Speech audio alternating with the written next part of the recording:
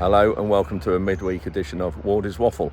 We're having a good week, hope everybody else is. The weather's improved a bit, but we did have 6 millimetres of rain on Monday morning, but that didn't cause too much damage. But on Sunday, Tom managed to get 2 more fields drilled, about 40 acres. You'll see here, he sent me this clip. I wasn't around when he did that, so you can see there's a lot of dust flying about, which is good, but I think we've about drawn stumps on doing any more because of it's still wet underneath and the time of now it's getting late. And our experience last year with late planted spring crops, they don't yield very well, but importantly they are late to harvest, and that then starts to impact on next year, so you're affecting 2 years returns, not just one. So I think that's a really important factor. Also in this update, we're having a bit more of a look at the Maschio power harrow, and again, thank you very much for Maschio for the use of that. It's done a fantastic job on our heath soils, and we wouldn't have been able to get that beet or the beet field worked without it. So thanks very much, Maschio.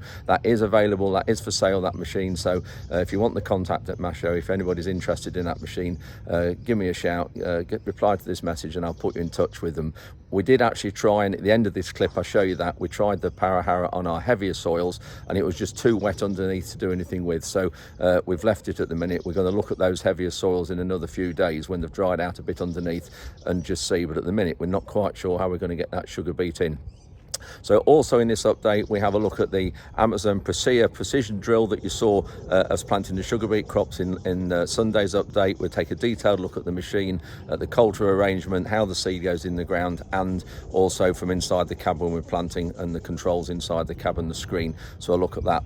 Then at the same time, our contractor arrived with the 18 row Vad Tempo sugar beet drill. Well, it actually can drill 4 crops, so we'll take a look at that in this update as well. And then also at the end of this update I'll go and see another river, a river bank that's collapsed. I get quite a few people now contacting me saying would I go and have a look at their river, so yes, I'll definitely do that, because where the riverbanks collapsed and flooded their land and affected their business, then we need to keep highlighting that. So I'll go and look at one of those near Tattershall in Lincolnshire again. So thanks very much, John, for that. Anyway, that's it, enough for this update. Thanks very much for watching. If you make it to the end, we'll see you then. So this is what it's like straight behind the solo. Quite rough for this light heathland and for planting with sugar beet. So the power harrow here is doing a really good job.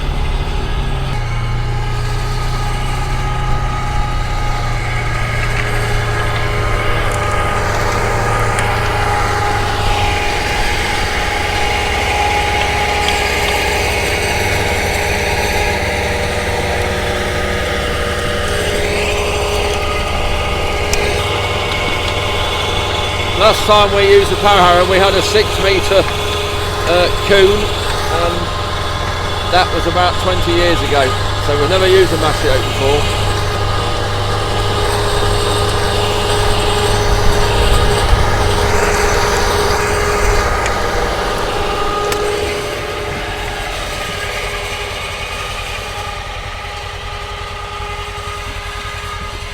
The roller's actually just firming it a little bit.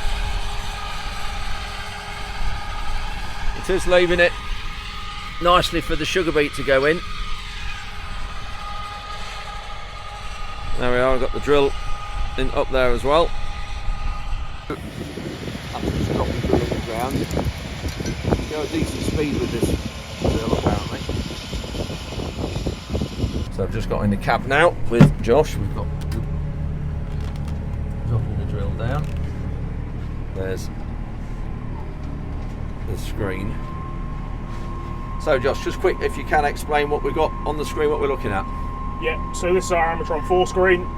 So basically this is an overview of what the drill's doing. So the top left you've got speed, you've then got fan speed below. Yeah. This machine is equipped with a front hopper, which as you can see at the minute is up, so it's not showing the secondary fan speed. Yeah. The one below that is basically your percentage of your singling. So at the minute we're about 99% singling and we're doing 13, 14k. A microgranular, we don't currently have that fitted. No. And then below that is what we're roughly trying to do a hectare to get your germination rate. So we're about 118,000 seeds. Yeah. Below that you've got your 12. Below that you've got your 12 units. Yeah. And these are all green at the minute, so your opti sensors are basically saying it's not missing any. And then below that, you've obviously then just got culture pressure, fan speed, and your millibars, which is your pressure of your tank, which we currently haven't got on. Yeah. So just interested to say it was all green, showing you're not missing any. There, it's gone white now. So if that's because you've lifted up. So yeah. So we've picked up now at the minute. So this is white. If we were basically getting a miss in the singling unit, either the top or bottom bar would potentially it might just show a bit of orange. So obviously we're now picked up on the headland, and then in a minute we're going to just drop down. So you'll see these all then go green. So there we go. So just for a quick second before the metering unit started, it just picked up as orange. Yeah. But now that's all then going green, and then obviously on here, your soft keys all represent what your hot keys are doing on here. So as you're going through, you can just do, if you want, in manual automatic sections, you can do up and down the rate and up and down your culture pressure. Markers in and out, and this little button here, if you press that, it then changes your wing fold to your markers, I see, your pressure on your rear link arms, and then going through again, you've just got work lights and obstacles. So it's a fairly straightforward screen, and this is taking the signal from the GPS at the minute to then give you a speed reading and everything like that. So we've got a drone following us as well, just there. That'll be some good footage with it being low down like that. You can just see underneath that. So this is the last breed, and this is the Grange strip tool we did here. So that's the trial done.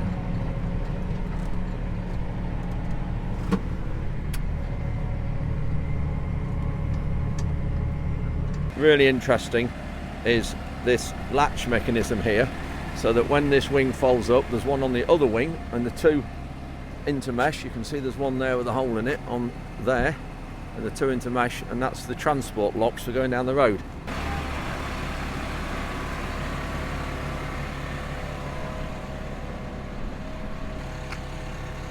You can see that latch and that latch starting to come together.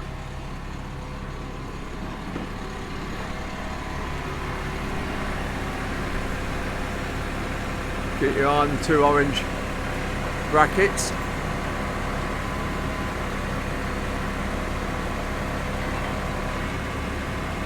And there's a hydraulic ram, you can just see there, a little hydraulic ram there. That's it, latched together. So now it's safe to go down the road. Josh just going to explain quickly the seeding mechanism. So start at the front here. So this is our Fertec disc. So this is our fertiliser distribution.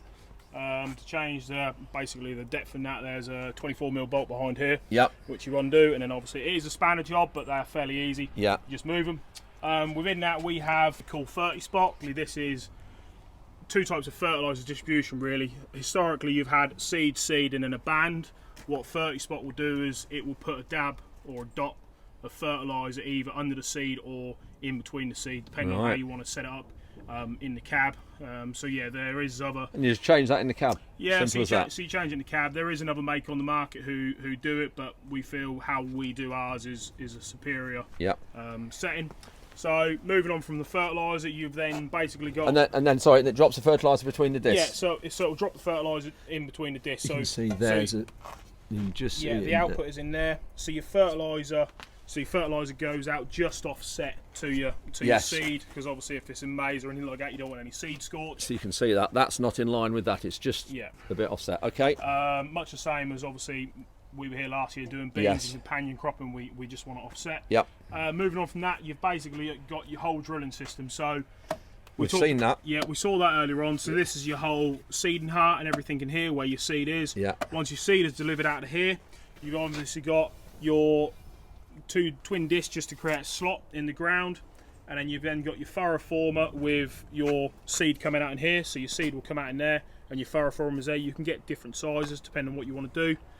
And these two black wheels on here, this is basically controlling your depth, which is adjusted round on this here. Yes. So you've then got different settings which you can then adjust your black wheels. Yeah.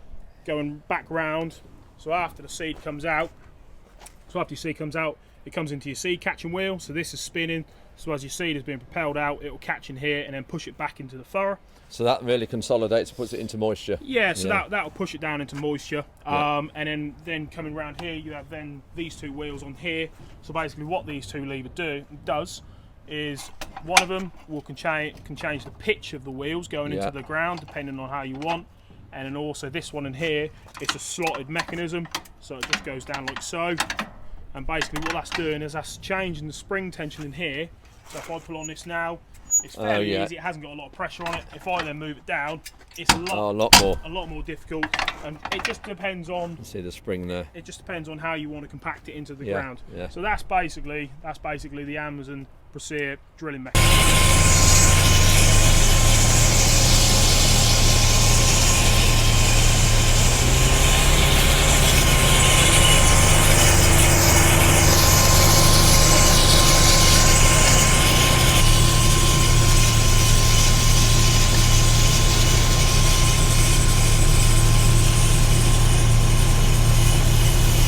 And so number of rows, you can obviously 6. We had the 6 last year. Yeah, so we had the 4.5 metre VT last year. So that was a 6-row machine.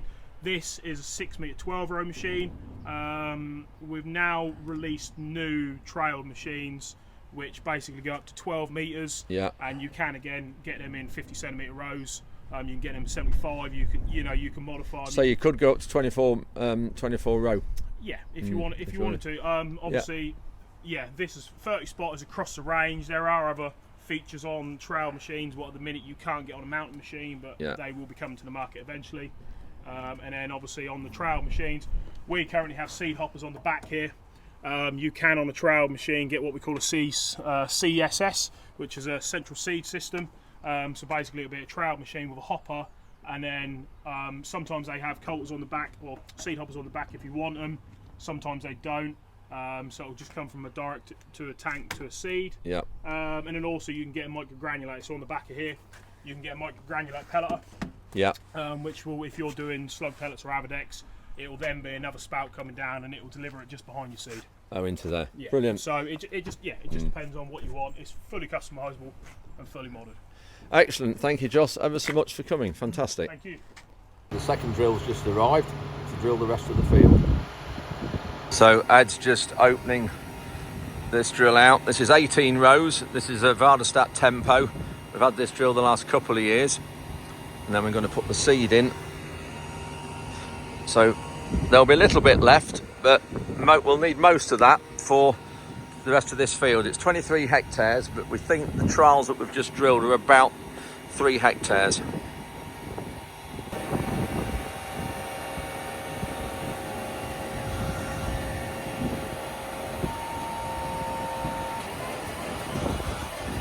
That's it. So that's 9 metres wide, because all the rows are still 50 centimetres or 20 inches apart, the same as the Amazon drill you've just seen. The same as the Amazon drill harder we had to the other rest of the field in the trials. That's it. And that big hopper there is for fertiliser, but we're not putting any fertiliser on here.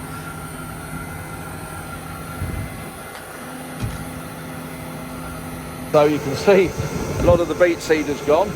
That's the bit that's left. These are all the empty boxes. So we're going to have just see you in the hoppers here now, and we'll see what we've a bit of a mishmash of colours, different seed dressings. There you go. You can see the blue is the neonic treated, and the pink orangey stuff is non-neonic, but they'll all mix in together. So just folding it up to travel down the edge of a wheat field to get to the right corner to start in this other field. So we've just imported our new boundary maps into Ed's tractor, and that's the beauty of Green Star and the Ops Centre. You can send them from one account to another, and we've just imported them into the screen in the tractor. I hope they'll be right, we shall have to just see. Just going to do a few yards to start and check for depth and things.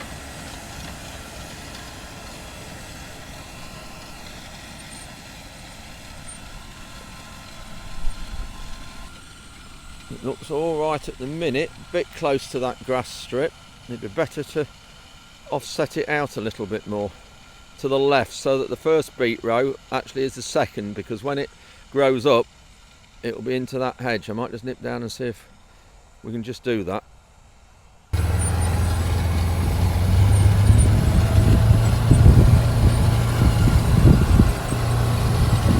18 rows soon get some acres done in a day.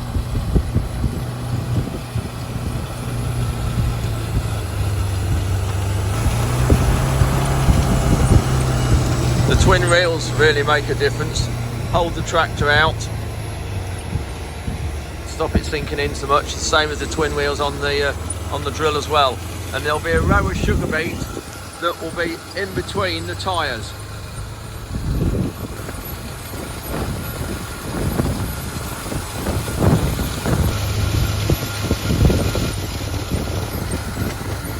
This is now on the heavy land.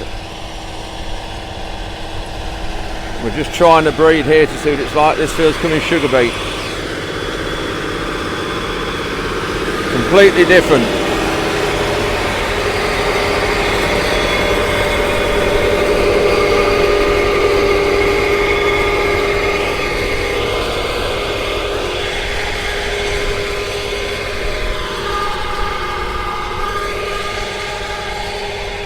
Now by the time we drill this with sugar beet, because it's still very wet, we've got the rest of the field to work, this will be baked out like concrete. It's wet, crikey it's wet.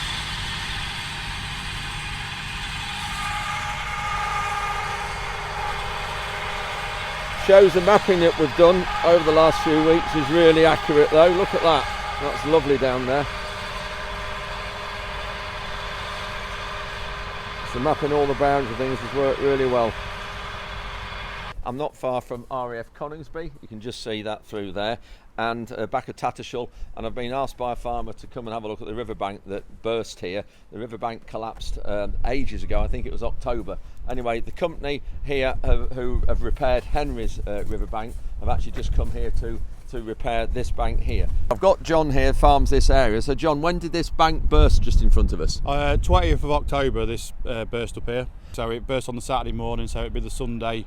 There was down here a bit on the Saturday, but not really doing anything to any use. And were they down here regularly looking at and keeping informed of when they're going to repair it? No, not keeping us informed at all. In fact, there's been no contact really unless we've rang them. Right. So is that where the water comes from? Yeah, so the water comes from the Ings, from Coningsby, and then comes through the pipe underneath here, through there, into this little area here, and then it's pumped into the pump. Yeah. And then obviously when we had the breach and what have you, it flooded the pump out, and we had no pump here for 3 months. Crikey. And then so all this lot was underwater. The water was all through here as well. Yeah, all the way through here, all the way through to the far trees. You can see. So that never really has, where that water is now, that's never really dried out since October. Since October. No, you can see that. Right. Okay, let's go up to the river then. We'll have a look at that and see where the bank's breached. And that pump doesn't work at the minute. Have they taken it out? Yeah, they took that out in November time, and then we got a temporary one in January, February. Yeah. So what river is this? The Bain? This is the River Bain, yeah. So here's your pipes and your pumps. So this was literally full to the top. Yep. Well, I'll tell you what straight away, John, here. Look at that silt and all that rubbish sat underneath that bridge. Yep, and that's a lot of the problem. And you'll see when you get round to near the breach, it's even worse around there. So, you saw the video when I've been to Boston once or twice, John. Yep. You can see that's where the problem is. Yeah. The bottleneck in Boston. The Boston barrier, that river was 50 metres wide before that barrier was put in, and then it's 25 metres now. And there should be a lock at the side of it to help with the flow out. Yeah. So all the water that comes through here, does this join the Witham, doesn't it, eventually? Yeah, this joins the Witham at Chapel Hill. Yeah, and then of course that will go through Boston. Yeah. And this is the problem. We've got to sort Boston out because that's where the big bottleneck is. So this is the hole in the bank. Crikey. And of course the problem is every time it rains, the river rises, it comes out again. Yeah, and then it fills us up. So we've been flooded 4 times. Every time we've had any amount of rain, we've come back in, and then when it goes down again, it goes back in there again. Yeah, it's up and down the whole time. Yeah. Just in the distance there, we've got, what is that? Is that Coningsby Church? Tattershall Church, and then Tattershall Castle. And some of you have probably been to that because it is an tourist attraction.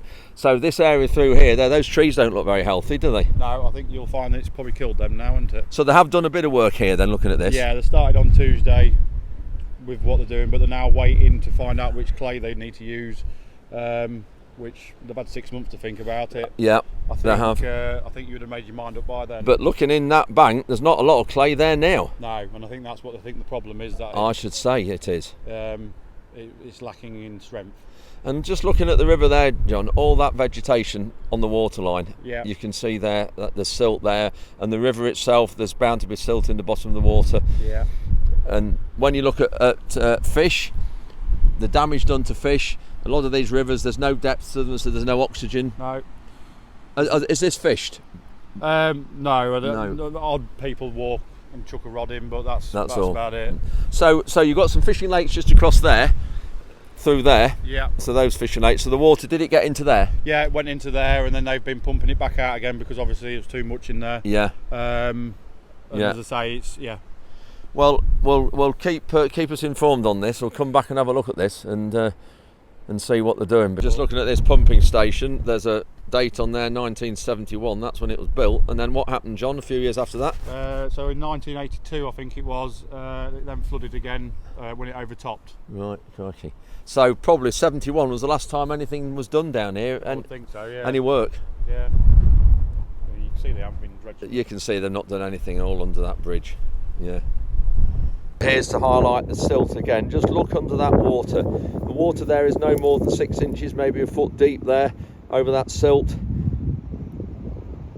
Look at all that. You can just see the way the water's flowing there. It's just full of silt, no depth to it, no oxygen in the water for the fish, and that's why a lot of these rivers are running out of fish. Oops, Nala's gone in.